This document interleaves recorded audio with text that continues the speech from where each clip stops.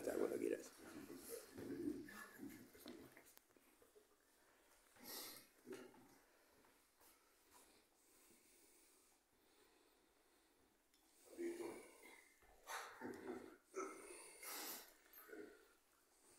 Decime, Jerry.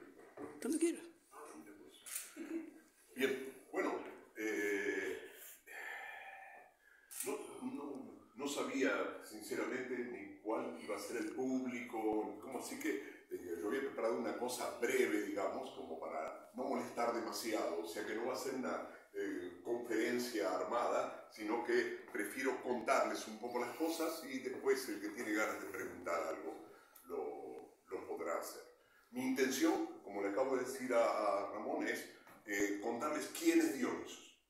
No está mal, creo plantearlo en ese sentido, de formularlo de este modo, porque es un Dios raro, ¿no? Es un Dios extraño, en la medida en que no se adecua a lo que sería la matriz o el modo religioso de los que llamamos los olímpicos habitualmente, ¿no? Los dioses de la ciudad de Atenas, los dioses panhelénicos, los dioses de Zeus a la cabeza con todos sus hijos, su esposa, su familia, sus hermanos.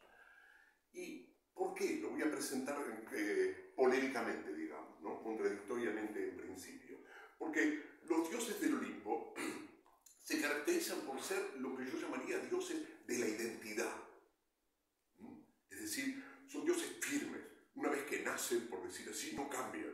Ya sabemos, son los Athanatoi, los que no mueren, ¿no es cierto? No los eternos, los que no mueren. O sea que es muy posible que estén aquí en este momento algunos de ellos, digamos, por lo menos. Perfecto.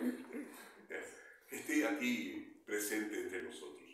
Pero al ser dioses de la identidad, son dioses custodios de un reparto, de una división azarosa. Nada hay azaroso para un griego clásico, digamos, ¿no es cierto? Aún una tirada de dados tiene a los dioses detrás metiendo los dedos, o los garfios, como dirían los chicos. Pero hay un reparto, y ese primer reparto es, están los que no mueren y están los que mueren. Nosotros somos, en principio, los que morimos. Tenemos otro montón de atributos, no muy deseables muchas veces. Los desdichados, ¿no? Los infelices, los ignorantes. Y los dioses son los bellos, los buenos, ¿no? Y además no mueren y son sabios. Y ese reparto es continuamente custodiado por los dioses olímpicos, ¿no? Un dios como Apolo, por ejemplo, que si desplazáramos a Zeus prácticamente sería el principal de los dioses, es un continuo custodio de esa distancia, de ese abismo que hay entre los mortales y los inmortales. Eso no significa que no vivan en el mismo mundo, ¿no? Y que estemos con ellos, que los encontremos de camino, digamos. Pero son dioses que no prometen nada, son dioses a los que no apostamos para tener una supervivencia, ¿no es cierto?, o una promesa escatológica de otra vida. Son dioses bien de esta vida. Y en ese caso, son dioses ajenos al ámbito de la muerte. Tan ajenos que, esto no significa que no sean dioses crueles y matadores muchas veces, ¿no? Pero tan ajenos que enfrentarse para ellos con la muerte nuestra, digamos, con la muerte de los mortales, es casi una mancha. Es casi algo que requiere una purificación. Eso ocurre mucho cuando hay dioses que están próximos y conocen la inmediata muerte de un hijo o de una hija, ¿no? Y saben que nada pueden hacer. Y nunca acompañan a el hijo o la hija a morir, digamos, a custodiar o a acompañar su agonía. No, lo meten lejos, ¿no? Como Zeus cuando está por morir a manos de Patroclo en Ilíada, su hijo Sarpedo, ¿no? sabe que va a morir, que tiene que morir a manos de Patroclo, y lo único que hace es hacer llover sangre sobre el campo de batalla para despedir al hijo, pero se mantiene distante, ¿no?, del ámbito de los muertos. Es como dice Hades, el dios del submundo, el hermano de Zeus. El mundo de los muertos es algo que ni dioses ni hombres, en la medida que están vivos, pueden ver. Y ahí está la diferencia de Dionisos, porque Dionisos es un dios que no es ajeno a la muerte, conoce la muerte. Y dicho de un modo un tanto abstracto, es un dios que muere y nace una y otra vez. Y en ese sentido es fácil identificarlo con los dioses de las tradiciones antiquísimas, mucho antes que la tradición olímpica, de los dioses agrarios, digamos, aquellos que acompañan de algún modo los ciclos de muerte y resurrección o renacimiento de la naturaleza, ¿no es cierto? Pero en la época clásica, Dionisos ya se ha independizado de esos ciclos. Y si lo tuviéramos que caracterizar de algún modo, diría que es aquel que aparece cuando quiere, desaparece cuando quiere, se oculta, se vuelve a ser presente, sin un ciclo, ¿no?, casi, diríamos, caprichosamente. Y por eso es un Dios que muchas veces reclamamos y buscamos, pero no aparece generalmente cuando lo buscamos. Siempre aparece diciéndonos, me buscabas, ¿no? Y ¿cómo pensabas que no iba a volver a aparecer? Pero que quisiera brevemente contar desde el mito por qué esa característica de no ser ajeno a la muerte o tener un conocimiento de la muerte. La leyenda más conocida, porque hay muchas, dice que Zeus se enamoró de la hija de una de las hijas de Cadmo, el rey de Tebas, Semele, y la visitó anónimamente, sin decir que era Zeus. La visitó lo suficiente como para que Semele quedara embarazada.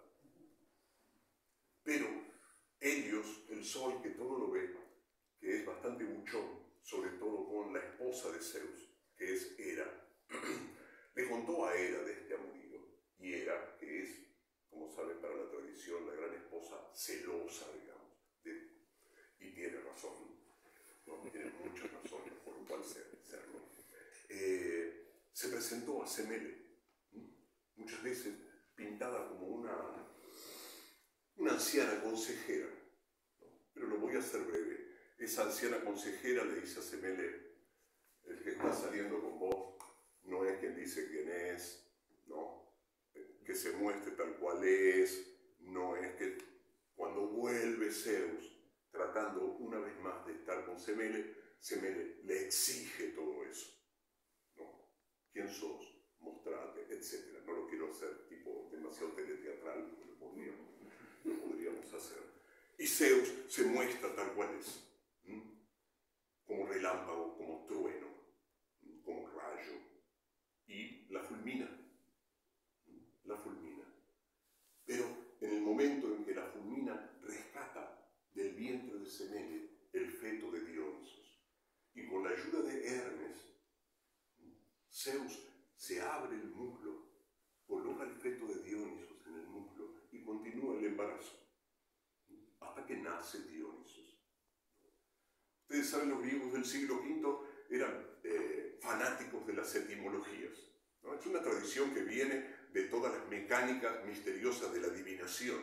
Les gustaba muchísimo jugar con los nombres, adivinar cosas secretas dentro de los nombres. Por eso eran muy cuidadosos en elegir los nombres, ¿no?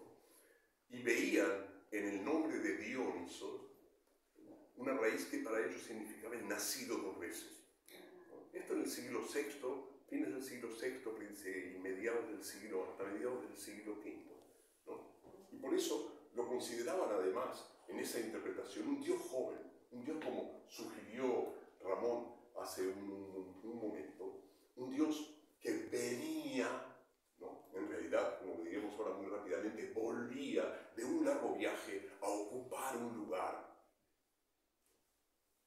que aparentemente no tenía, o para el que no había sido reconocido todavía.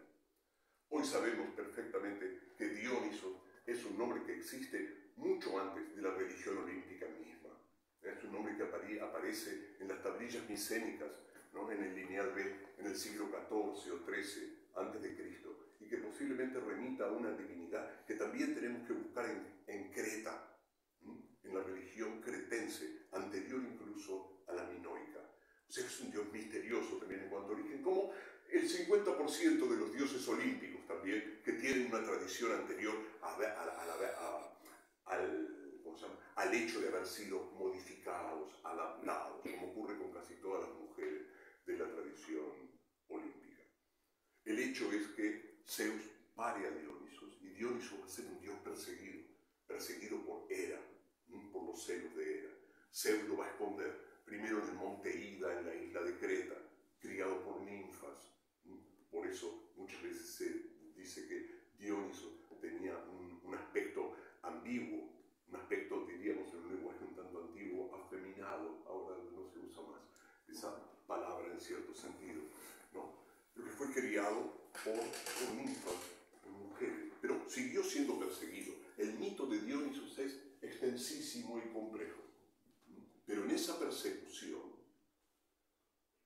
lo característico es que Hera enloquece a aquellos que protegen a Dionisos.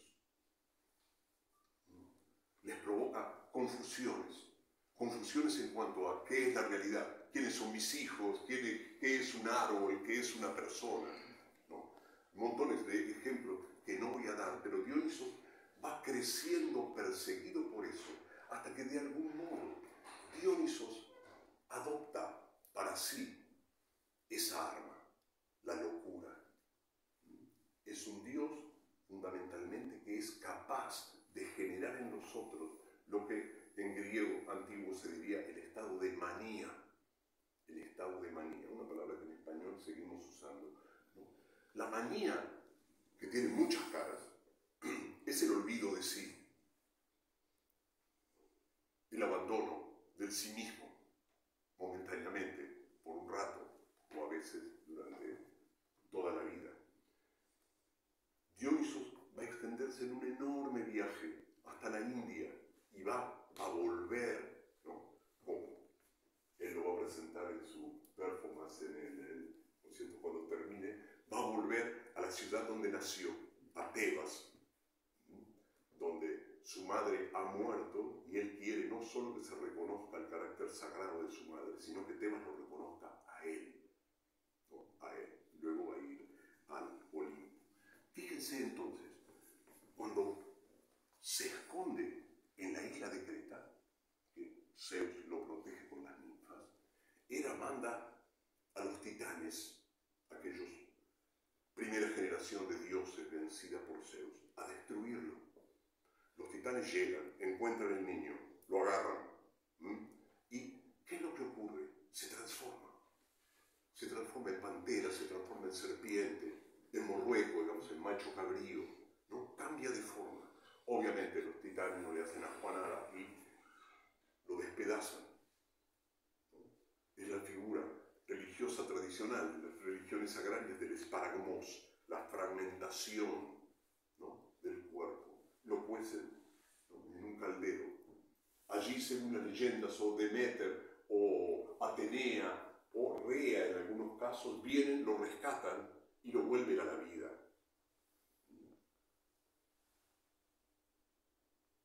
Estoy siendo un poquito confuso. No.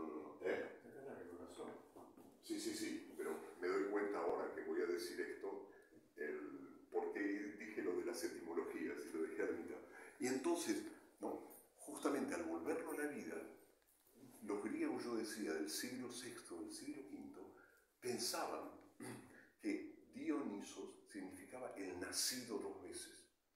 El nacido dos veces, ¿no? Era un invento. No hay prácticamente posibilidad, no sé lo que pensará Jerry, que está filmando, digamos, ¿no?, acerca de la raíz de Dio y Isos, ¿no? Pero no hay mucha posibilidad, pero los griegos sí, algunos de ellos inventaban esas cosas, porque era aquel que había muerto, vuelto a la vida, vuelto a morir en manos de los titanes, vuelto a la vida. Si lo tuviéramos que decir de un modo extraordinariamente abstracto, Dioniso sería como el símbolo de la unidad de la vida en tanto ciclo de vida y muerte. No como una religión olímpica a la vez, como lo vivo, ¿no? Lo que se hace presente a los ojos, sino al mismo tiempo la luz y la sombra, lo vivo y lo muerto, es un mismo ciclo, una misma cosa. La vida engloba ambos aspectos y por eso Dioniso es un dios ambiguo, A diferencia de los olímpicos, como acabo de contar, se transforman en un montón de bichos, ¿no? Y después la transformación va a ser su arma. Muchas veces, ¿no? Ejemplo clásico, digamos, Dionisos en la costa de Italia, joven, supuestamente enrulado y rubio en cierto mito, es enfocado por unos piratas que dicen, este debe ser hijo de rico. Lo pescan para llevarlo y venderlo como esclavo, y Dioniso, ¿qué hace? Hace crecer en el navío, ¿no? Los mástiles y las velas las transforma en hiedra. Asustados, ¿no? También él toma la forma de un león. Asustados, los marineros se tiran al mar y los transforman en delfines, ¿no? Son imágenes que podríamos trabajar siglos, digamos, porque todas tienen algún simbolismo muy particular. Pero quiero decir, es alguien que transforma. Es alguien que transforma, ¿no? Que transforma a aquellos a los que se les hace presentes. Y en este sentido, otra enorme diferencia es que Dioniso siempre es un dios en compañía. No es, a diferencia de Apolo, o es decir, de Artemis, por ejemplo, un dios solitario o una diosa solitaria, sino que tiene muchos que lo acompañan. Esos que lo acompañan son también, ¿no?, un grupo extraordinariamente también raro, digamos. Por un lado están los sátiros, que como muchos de ustedes seguramente saben, son unos bichos raros, mitad macho cabrío, mitad hombre, ¿no es cierto? Los sátiros, los silenos. Y por otro lado, mujeres, a los que Dioniso se le hace preferentemente presente. Es un dios que yo creo se hace inmediatamente presente a las mujeres. A los hombres les cuesta un poco más acercarse a esta divinidad. Las mujeres son las ménades o las bacantes, ¿no? Recuerden que en griego también Dionisos tiene varios nombres, pero un nombre tradicional, como heredado por los latinos, es Baco, Bacchus, ¿no? Y entonces las bacantes son esas, son mujeres que entran en extraordinarios delirios y mágicamente se vuelven poderosas, muy poderosas, con enorme fuerza, ¿no? Y en una especie de diálogo con las fuerzas de la naturaleza, los animales y las plantas. Que esta es otra característica de Dionisos. En la transformación no se trata solamente de transformar el mundo humano, sino de unir lo humano con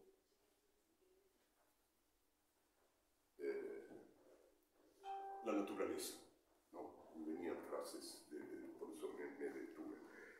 Entonces, quiero decir, en la obra que él va a hacer la performance del prólogo, por ejemplo, que es en el siglo V el texto más antiguo donde hay un acercamiento al fenómeno dionisíaco, en esa obra de Eurípides, se ve como las bacantes, las ménades que están en el campo dormidas, al sentir la presencia de hombres que las observan y las espían como bichos raros, se despiertan, gritan y comienzan a hacer cosas maravillosas. Tocar con los tirsos es el báculo tradicional de Dioniso, ¿no es cierto? Es un palo de hinojo, del hinojo mediterráneo, no del hinojo que tenemos acá, pero muy parecido, ¿no? Adornado de piñas y por ahí también de hojas de hiedra. Entonces, cuando los tirsos tocan el piso y brota agua o brota leche, y como son mujeres que han huido de Tebas de la noche a la mañana porque apareció Dioniso, muchas estaban embarazadas y han abandonado a sus bebés, con lo cual tienen leche para dar a los cervatillos, a las panteras, a las serpientes también, andan con serpientes en el cuello, ¿no? Con todos los hombres que las miran extasiados, ven fuego en sus cabezas, llevan y arrastran las cosas sin ningún esfuerzo. Las flechas de los hombres no les hacen daño y ellas apenas con sus manos, digamos, pueden mucho más que los hombres, ¿no? Bien, entonces, lo interesante es que ese contacto con la muerte hace que Dioniso sea un Dios del continuo cambio. Ese aparecer y desaparecer, ese nacer, volver a... Se darán cuenta que el tema de Dioniso de morir y renacer es muy parecida a la matriz oriental que está presente, digamos, en la tradición judeo-cristiana o en el cristianismo también. Lo que ocurre es que Dioniso, cuando muere y renace, no tiene ninguna ascensión vertical, digamos. Es un Dios inmanente, un Dios, ¿no?, de este mundo que es todo el mundo, ¿no? Un Dios que nace y muere una y otra vez. Y en ese sentido, es un Dios que llama a la transformación, invita a nacer, podríamos decir, de otro modo. Los dioses olímpicos lo que dicen básicamente es nosotros somos esto, mortales, ignorantes, desdichados, ¿no? Ustedes allí, nosotros acá. Todos los rituales tienen que ver con eso. Todos los rituales son rituales de reconocimiento de jerarquía. No hay en la religión griega olímpica, no hay rituales de comunión, ¿no?, como hay en la tradición judeo-cristiana, de acercamiento, de buscar una alianza, de buscar un religare, digamos, como sería lo básico de cualquier religión. Cuando, del mismo modo que en el primer canto de Ilíada, y ¿cómo se llama?, 4, quizás 5 siglos después, en el siglo V o en el siglo IV, se sacrifica un animal, con todos los rituales y toda la historia, el acto es el mismo, el sacrificio no ha cambiado. Se trata de decirle a los dioses, tomen, esta es su parte, ¿no? Nosotros aquí nos comemos la carne y ustedes que no mueren, huelen el humo y ven y escuchan, ¿no?, los sonidos del sacrificio, el crepitar de la grasa y el humo de los huesos. En cambio, Dionisos parece tender al hombre una mano para poder, de algún modo, saltar eso. Y en ese sentido, nos llama a ser como dioses. Nos llama a ser como dioses. Por eso no está mal que, como puso Jerry en el título de la charla, ¿no?, apoteosis del vino. Ahora vamos a decir una palabra con respecto a eso, pero es un Dios apoteótico, ¿no?, en el sentido de que nos invita a divinizarnos, nos invita a ser más, nos invita a parecernos a los dioses o a ser como dioses. ¿Cómo consigue eso Dioniso? ¿No? ¿Cómo establece entre nosotros la manía de muchos modos?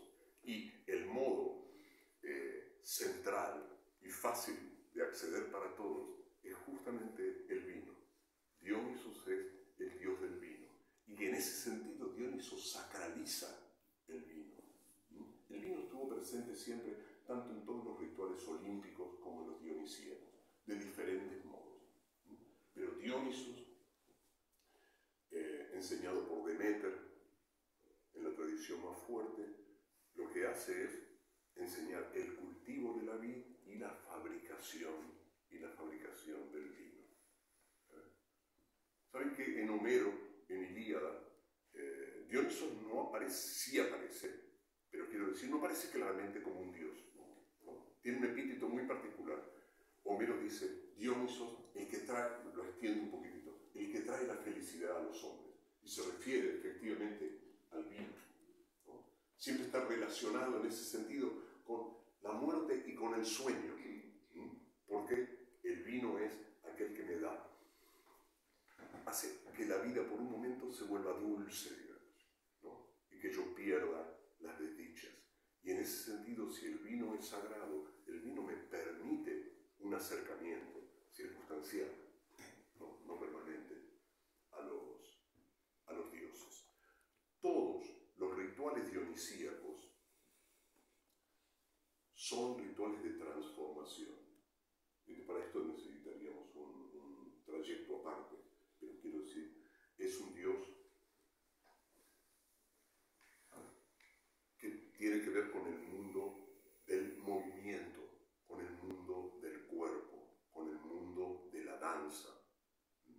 Y aquello que nos produce el estado de manía, si queremos ponerlo, podría ser el éxtasis, que puede tener muchos sentidos. En el éxtasis dionisíaco, lo que se produce es una intensificación de la percepción corporal y las fuerzas del cuerpo. Eso es algo que descubrió Nietzsche, pero no cuando escribió El nacimiento de la tragedia, donde dividió lo apolíneo y lo dionisíaco, sino hacia el final de su vida consciente, cuando entendió que lo dionisíaco era el no poder no responder, el sentir de un modo absolutamente inevitable todos los afectos. El cuerpo no puede no responder. Por eso, ¿no?, Dionisos es el dueño del arte dramático, del arte del teatro, donde se producen innumerables transformaciones, ¿no?, tanto en el actor como en el espectáculo en general, en la trama, ¿no?, como ocurrirá en casi todas las tragedias, donde se trata justamente de una transformación, y, ¿cómo se llama?, y en el público, ¿no?, en el público, que puede ser transformado por el arte. En ese sentido, sí, Dionisos es sin duda un dios del arte y un dios de la transformación. En ese sentido, Dionisos abre muchas puertas. Es un dios de umbrales. ¿No? Pero, ojo, como todo dios de umbrales, digamos, y dios ambiguo, es un dios peligroso. Es un dios peligroso también, porque por más que trae la felicidad a los hombres, y creo que en ese sentido Homero lo pensaba simplemente como el que trae el inventor del vino, ¿no? Pues no está muy claro si lo considera un dios o no. Es ahí como un personaje que aparece una vez y media en Ilíada. Dionisos es implacable. En un sentido que aparece en la tragedia de la que Roger el prólogo, que es que aparece cuando quiere, pero sin embargo no admite no ser reconocido. En principio podríamos pensar que eso es lo característico de los hombres en todo el politeísmo griego y casi todos los politeísmos antiguos, ¿no? Si uno fuera politeísta, uno siempre se cuidaría de tener ¿cómo se dice? Bien alimentados, no, pero bien... bien servidos. Bien servidos. Bien servidos. Claro, iba a decir bien atendidos también, pero o sea, a todos los dioses. Porque en el politeísmo, y sobre todo el politeísmo griego, hay una conciencia muy clara de que si uno deja de lado un dios, y algo me estoy perdiendo, ¿no? Por las dudas tengo que tenerlos a todos presentes. Obviamente habrá algunos que me caen mejor, con los que yo me identifico de algún modo más, según mi idiosincrasia, ¿no? Pero Dionisos en ese sentido no admite ser del rechazado. Entonces hay que estar atento a eso, porque es un Dios en cierto sentido vengador, que nos dice una y otra vez, ojo, lo que yo traigo es imprescindible. Aunque quieras tomarlo poco, o aunque quieras tomarlo mucho, que también en ese sentido es un peligro, ¿no? Como el vino. yo traigo es algo que está presente en lo humano y en toda la naturaleza. Y por lo tanto, no se puede rechazar, no se puede rechazar. El olvido de sí, ¿no? El delirio, aunque sea circunstancial, limitado, la manía, no es un tipo de estado que uno pueda eliminar de la vida, ¿no? Eliminar de la vida. O sea, muchas veces yo pienso cómo no se preocupa, ¿no? de alimentar, de estimular y de proteger, digamos, a través del diseño, los espacios adecuados para ese tipo de estados, ¿no? Como podría ser todos los, ¿cómo se llama? Los jóvenes, los jóvenes que van a los boliches, ¿cómo se llama? Tienen alguna ingesta de alucinógenos o de pastillas o qué sé yo, y producen estados que podríamos de algún modo relacionar con cierto olvido de sí, sin ninguna protección, ¿no? Sin ninguna protección, sin ningún marco, digamos, que nos cuide. En ese sentido, Dioniso una y otra vez alerta sobre eso. No está bien que diga alerta. Es implacable contra aquel que lo rechaza. Es implacable contra aquel que lo rechaza. Hay que darle cabida, digamos. No podría decir dónde, digamos, y en qué momento, ¿no? Bueno, he sido muy desordenado. No sé hasta ahora cuánto tiempo hablé, ya imaginarás, Jerry, un montón. Sí. No, preferiría que cualquiera me hiciera cualquier pregunta porque reconozco que he sido muy desordenado. Pero me sentí muy cómodo y entonces empecé a hablar un poco a borbotones sin cuidarme de un guión, digamos. Eso es lo que pasó nada más. Como nos veo atentos y todo eso. Por eso quiero decir, me dejé un poco llevar sin un hilo conductor. ¿Te parece, pero, Carlos, hacemos 2 o 3 preguntas y cerramos esta primera parte? Sí, imaginaba. Dale, dale. ¿Cómo te dejé retar?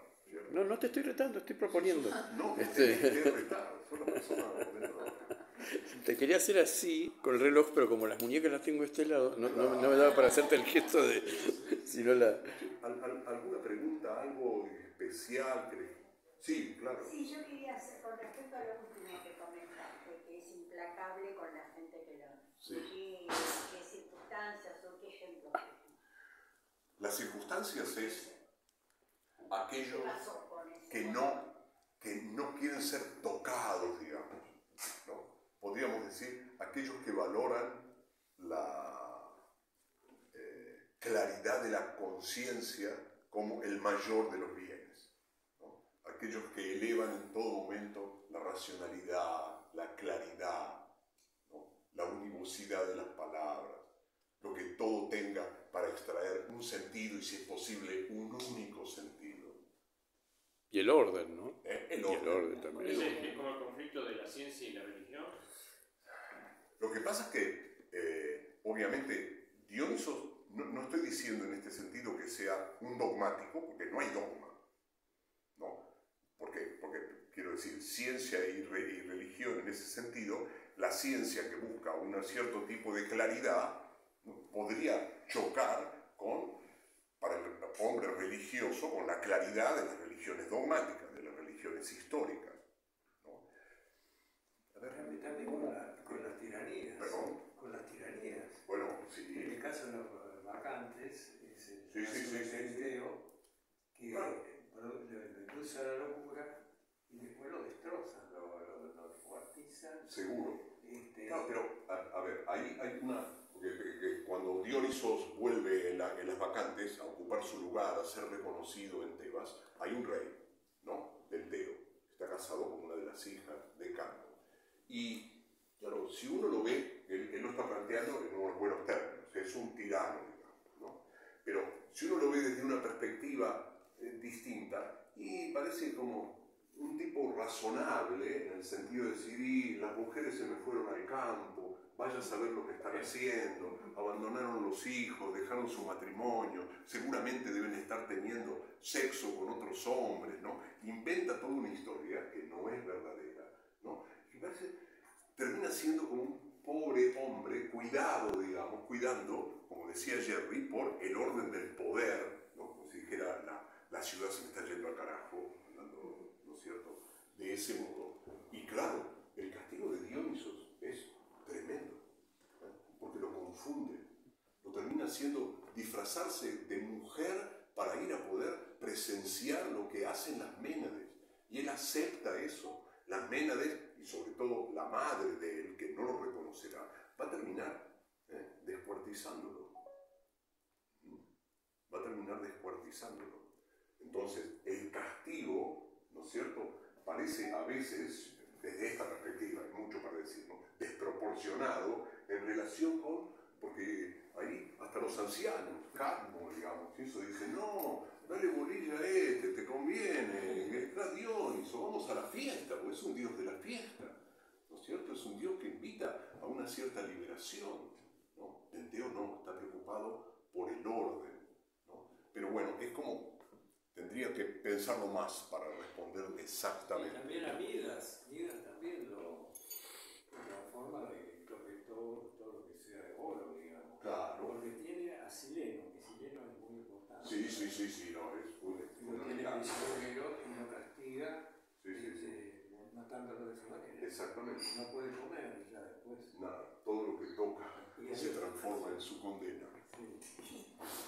Sería dejarse llevar por los sentidos, digamos.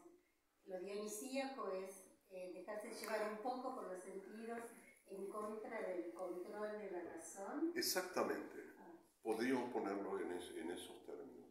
Es decir, no tener miedo a perder, ¿no?, por momentos la identidad, ¿no?, que, insisto, es un peligro en sí mismo también, pero tratar es la invitación a entregarse a esos estados que no son manejados por la razón, ¿no?, de un modo claro. Vivir la fiesta. ¿Cómo? Vivir la fiesta. Vivir la fiesta. Sí, vivir la fiesta. Yo creo que hay algo también, Carlos, perdóname, discúlpame, pensé que habías cortado. Algo del orden de que hay un orden dentro del mundo griego de acceder a lo divino y a la unidad de lo divino a través de puramente del intelecto, y Dionisos estaría en el polo opuesto, ¿no?, de a través de las sensaciones, de la naturaleza y del sentimiento, tener esa vivencia de unidad, Claro, ¿no?, cuando de unión mística. La palabra éxtasis, que me gusta un montón, ¿cómo se llama? Yo dije, bueno, hay dos tipos de éxtasis, hay un montón, pero hay dos tipos de éxtasis, ¿no? Porque lo que él apunta es al éxtasis considerado como la separación del alma, ¿no? Es decir, es la elevación de un grado de espiritualidad donde uno se desenvuelve del cuerpo. Pero en lo dionisíaco de lo que se trata es de una extrema intensificación del poder del cuerpo. Es una percepción nueva, una percepción a la que, como dijo él, uno tiene que entregarse.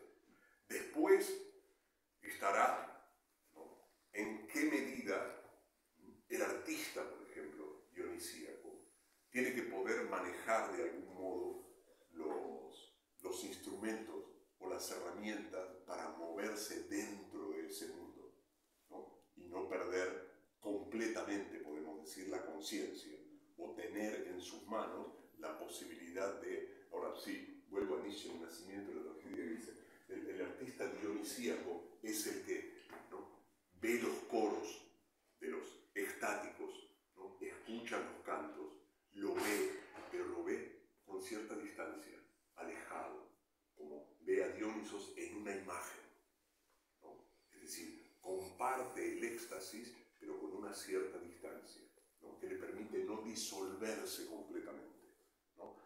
Igual el tema del peligro, la disolución, me parece que me metí en camisa de 11 varas, en lugar de tener que hacer muchas explicaciones.